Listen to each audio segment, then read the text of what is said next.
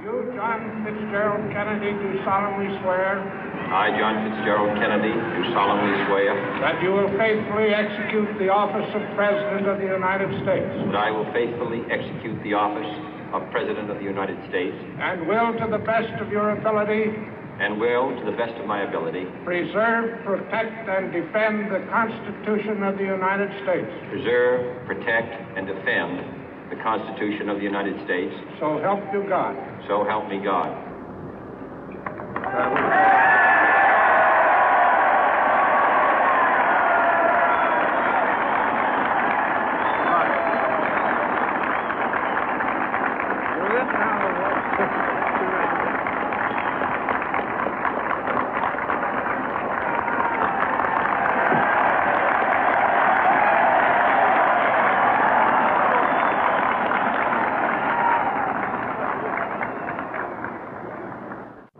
Vice President Johnson, Mr. Speaker, Mr. Chief Justice, President Eisenhower, Vice President Nixon, President Truman, Reverend clergy, fellow citizens. We observe today not a victory of party, but a celebration of freedom, symbolizing an end as well as a beginning, signifying renewal as well as change. For I have sworn before you and Almighty God the same solemn oath our forebears prescribed nearly a century and 3/4 ago. The world is very different now, for man holds in his mortal hands the power to abolish all forms of human poverty and all forms of human life. And yet the same revolutionary beliefs for which our forebears fought are still at issue around the globe.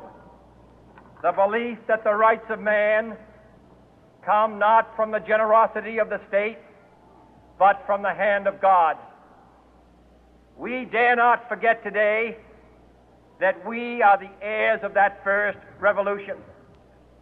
Let the word go forth from this time and place to friend and foe alike that the torch has been passed to a new generation of Americans born in this century, tempered by war, disciplined by a hard and bitter peace, proud of our ancient heritage, and unwilling to witness or permit the slow undoing of those human rights to which this nation has always been committed and to which we are committed today at home and around the world.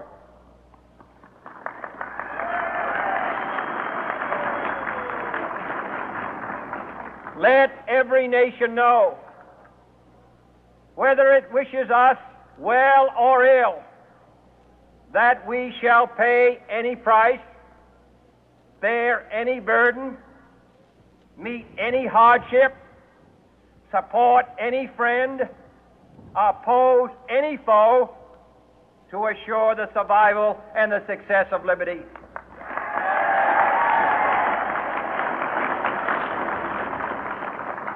This much we pledge and more.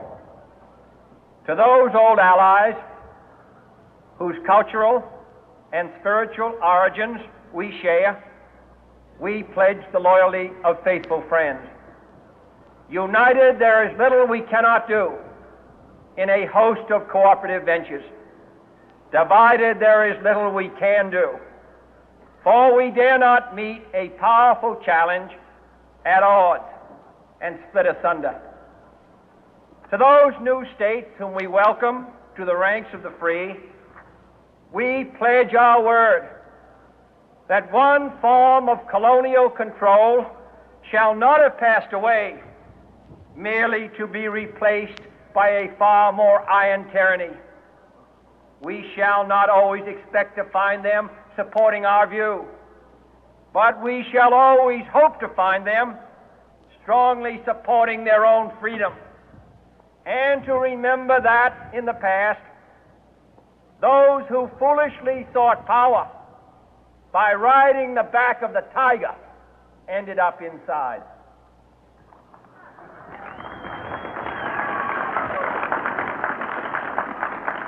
To those people in the huts and villages of half the globe struggling to break the bonds of mass misery, we pledge our best efforts to help them help themselves for whatever period is required, not because the communists may be doing it, not because we seek their votes, but because it is right.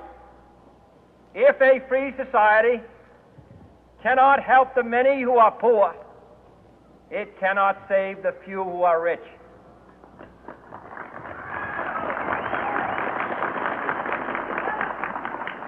To our sister republics south of our border, we offer a special pledge to convert our good words into good deeds, in a new alliance for progress, to assist free men and free governments in casting off the chains of poverty. But this peaceful revolution of hope cannot become the prey of hostile powers. Let all our neighbors know that we shall join with them to oppose aggression or subversion anywhere in the Americas. And let every other power know that this hemisphere intends to remain the master of its own house.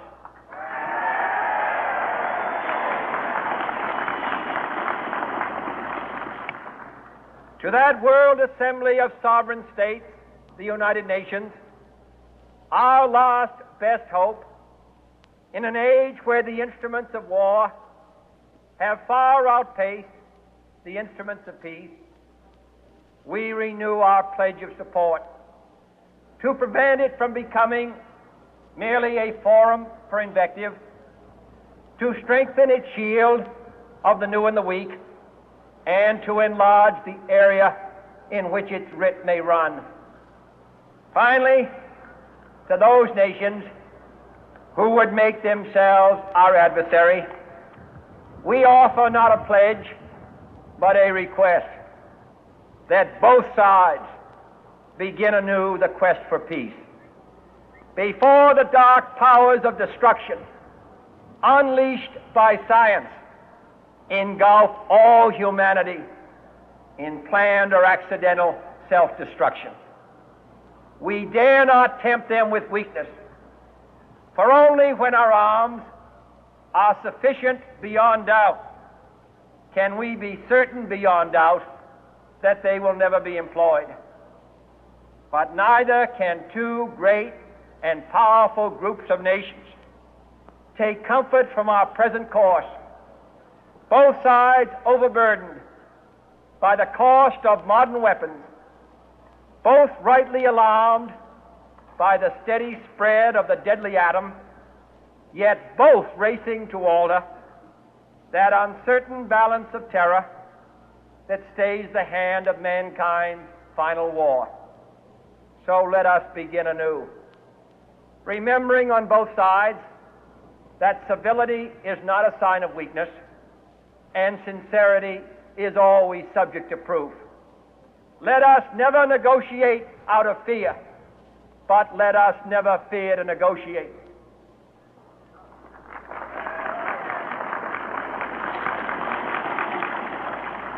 Let both sides explore what problems unite us, instead of belaboring those problems which divide us.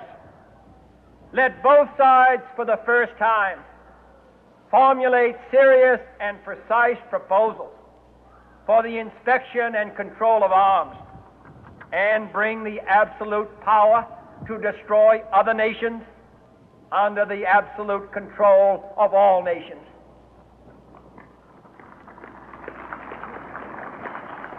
Let both sides seek to invoke the wonders of science instead of its terrors. Together, let us explore the stars, conquer the deserts, eradicate disease, tap the ocean depth, and encourage the arts and commerce. Let both sides unite to heed in all corners of the earth the command of Isaiah to undo the heavy burden and let the oppressed go free. And if a beachhead of cooperation may push back the jungle of suspicion, let both sides join in creating a new endeavor, not a new balance of power, but a new world of law, where the strong are just and the weak secure and the peace preserved. All this will not be finished in the first 100 days, nor will it be finished in the first 1,000 days, nor in the life of this administration, nor even perhaps in our lifetime on this planet. But let us begin.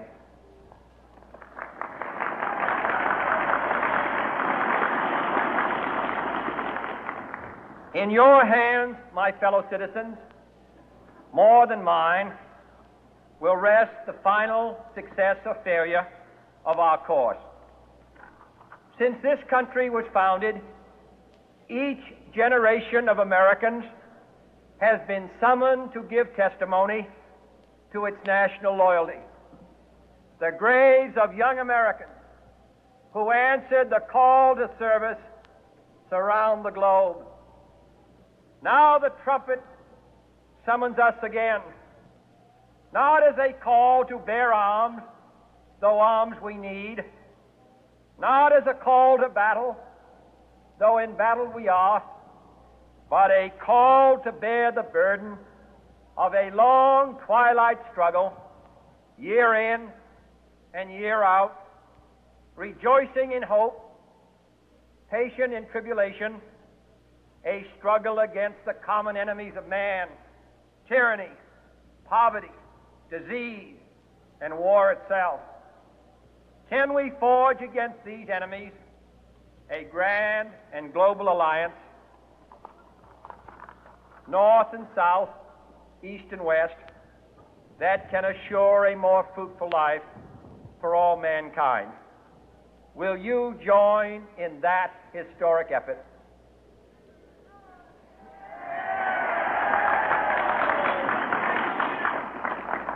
In the long history of the world, only a few generations have been granted the role of defending freedom in its hour of maximum danger.